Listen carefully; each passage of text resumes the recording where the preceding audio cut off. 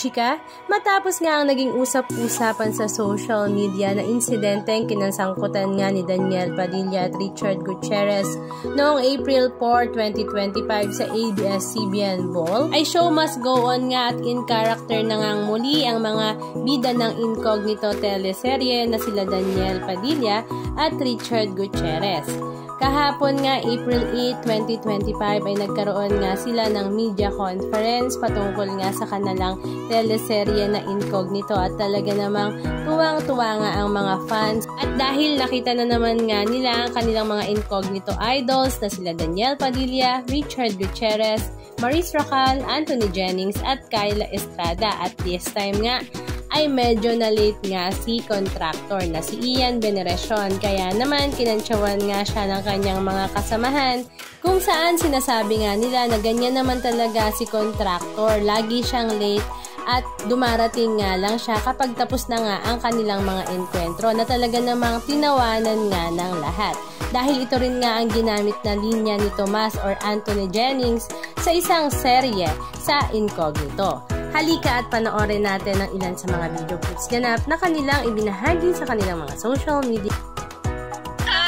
Ito guys! Missions namin. Super exciting. Marami pa pong mangyayari, so I hope you guys watch out. Yung cast of characters, animals. Guys, can we cut first? Kasi the horse is trying to bite my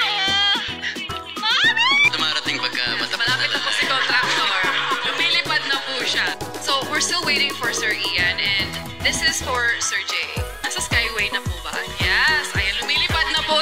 Lumilipad na po si Sir. Sakto, solo yung interview niya sa kanya. Yan si contractor dumarating pagka matapos malapit na po si contractor.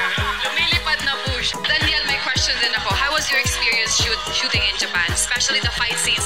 Hindi pa kayo natumba, nag-slide, buo naman lahat ng buto. Oo, hindi, kasama yun. Kasama yung madudulas. Hindi mo may iwasan eh. Talagang yelo yung tinatapakan mo.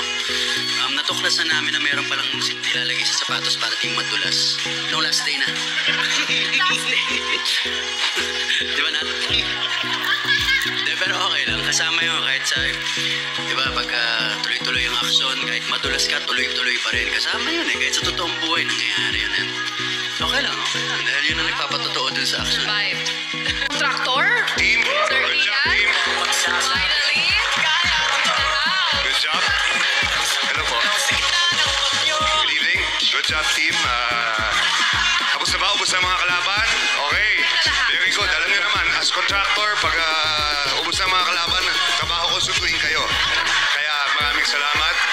And I hope you're all excited for this Japan, the Japan parts. And thank you. Talaga sa last question ka talaga pumasok.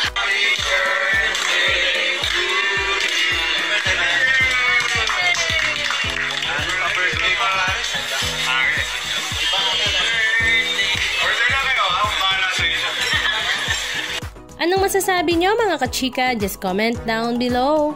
And please don't forget to subscribe. Thank you!